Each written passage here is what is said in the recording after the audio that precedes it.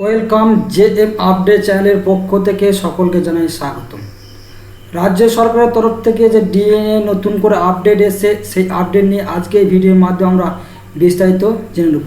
তার আগে প্রত্যেকে বলা কি এই চ্যানেলের নতুন সদস্য অর্থাৎ অডিয়েন্স হয়ে থাকলে প্রত্যেকে চ্যানেলটাকে সাবস্ক্রাইব এবং পাশে থেকে বেল আইকনে ক্লিক করে দেবেন সবার আগে নিত্য নতুন আপডেট পেতে এই চ্যানেলে সবার প্রথমে।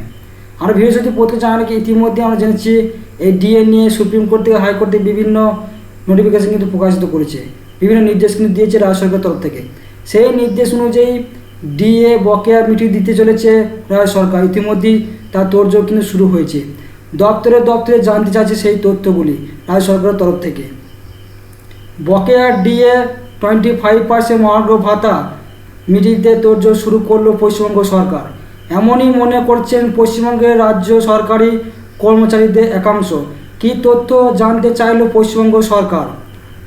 1/5 সুপ্রিম কোর্টের নির্দেশ মতো কি 6 সপ্তাহের মধ্যে রাজ্য সরকারি কর্মচারীদের বকেয়া মহার্ঘ ভাতা 25% মিটিয়ে দেওয়ার তোড়জোড় শুরু করলো পশ্চিমবঙ্গ সরকার। কারণ অর্থ দপ্তরের তরফে সম্প্রতি রাজ্যের বিভিন্ন দপ্তরের কাছে চাওয়া হয়েছে যে কতজনকে ডিএ দেওয়া হচ্ছে, অর্থাৎ সংশ্লিষ্ট দপ্তরে কতজন ডিএ পাচ্ছেন তা জানতে চাওয়া হয়েছে রাজ্য সরকারের তরফ থেকে বিভিন্ন দপ্তরে। 2/5 আর ডিএ প্রাপ্যদের যে সংখ্যা জানতে বলা হয়েছে সেই তালিকায় রাজ্যের বিভিন্ন দপ্তরের সরকারি কর্মচারীদের পাশাপাশি অবসরপ্রাপ্ত কর্মচারীদেরও নামও রাখতে হবে। কারণ বর্তমানে কর্মরত রাজ্যে সরকারি কর্মচারীদের পাশাপাশি অবসরপ্রাপ্ত রাজ্য সরকারি কর্মচারী তথা পেনশনভোগীরা সেই বকেয়া মহার্ঘ ভাতার আওতায় আসেন। তাদেরও বকেয়া মেটাতে হবে রাজ্য সরকার থেকে। 3/5 এমনিতেই সুপ্রিম কোর্টে রাজ্য সরকারের তরফে যে তালিকা প্রকাশ করা হয়েছে তাতে পুরো 100% মহার্ঘ ভাতা মিটিয়ে দিতে প্রায় 42,000 কোটি টাকা মতো খরচ হয় বলে জানিয়েছে রাজ্য সরকারের তরফ থেকে। আর যেহেতু আপাতত বকেয়া ডিএর 25% মিটিয়ে দিতে বলেছে সুপ্রিম কোর্ট, তাই এখন রাজ্য সরকারের কোষাগার থেকে 10,000 কোটি টাকা বেশি খরচ হবে বলে মনে করছে সংশ্লিষ্ট মহল। 4/5 রাজ্য সরকারি কর্মীদের সংগঠনের নেতাদের মন্তব্য, এমনিতেই সুপ্রিম কোর্টের নির্দেশের পরে প্রায় 2 সপ্তাহ অতিক্রান্ত হয়ে গিয়েছে।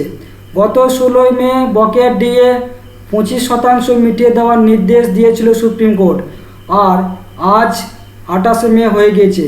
ফলে বকেয়া ডিএ মেটাতে রাজ্য সরকার হতে পারে আরও 4 সপ্তাহ পরে আছে বলে জানিয়েছে রাজ্য সরকারের কর্মচারীদের সংগঠন নেতারা। যদিও বিষয়টি নিয়ে রাজ্য সরকারের তরফ থেকে এমন কোনো মন্তব্য করা হয়নি। 5/5 তার ইতিমধ্যে শাসক দল তৃণমূল কংগ্রেস সমর্থিত রাজ্য সরকারি কর্মচারীদের সংগঠন রাজ্য সরকারি কর্মচারী রেফারেন্স নেতাদের মন্তব্য বা বক্তব্য। মুখ্যমন্ত্রী মমতা বন্দ্যোপাধ্যায়ের উপরে পুরোপুরি আস্থা আছে। সুপ্রিম কোর্টে যে নির্দেশ দিয়েছে সেটা মেনেই রাজ্য সরকার চলবে। আর রাজ্য সরকারি কর্মচারীদের বকেয়া ডিএর 25% মিটিয়ে দেবে বলে আশা প্রকাশ করছে রাজ্য সরকারি কর্মচারী ফেডারেশন নেতারা। এর থেকে বোঝা যাচ্ছে ইতিমধ্যে রাজ্য সরকারের তরফ থেকে যে সুপ্রিম কোর্টের নির্দেশ দেওয়া হচ্ছে সেই নির্দেশ মতনই যে মহার্ঘ ভাতা 25% সুপ্রিম কোর্ট নির্দেশ দিয়েছে মেটানোর, সেই নির্দেশ অনুযায়ী প্রায় 42,000 কোটি টাকার মতো খরচ হয় বলে জানিয়েছে ইতিমধ্যেই। এবং রাজস্ব কোষাগার থেকে প্রায় 10,000 কোটি টাকা খরচ হয় বলে রাজ্য সরকার তরফ থেকে ইতিমধ্যেই জানা গিয়েছে। এই মহার্ঘ ভাতা ইতিমধ্যে খুব তাড়াতাড়ি আপনাদের সকলে আশা পূর্ণ হতে চলেছে। যে সমস্ত সরকারি কর্মচারীরা এবং পেনশনভোগী উপভোক্তা রয়েছেন তাদের কিন্তু খুশির খবর বলেই জানা গিয়েছে। আজকে এই ভিডিও এখানেই বিস্তারিত তথ্যগুলি জানানো হলো। পরবর্তী লেটেস্ট আপডেট অবশ্যই এই চ্যানেলের মাধ্যমে সবার আগে প্রত্যেকের কাছে কিন্তু তুলে ধরা হবে। সকলকে আরও একবার জানা, এই চ্যানেল নতুন অডিয়েন্স সদস্য হলে প্রত্যেকের চ্যানেলকে সাবস্ক্রাইব এবং বেল আইকনে ক্লিক করবেন সবার আগে নিত্য নতুন আপডেট।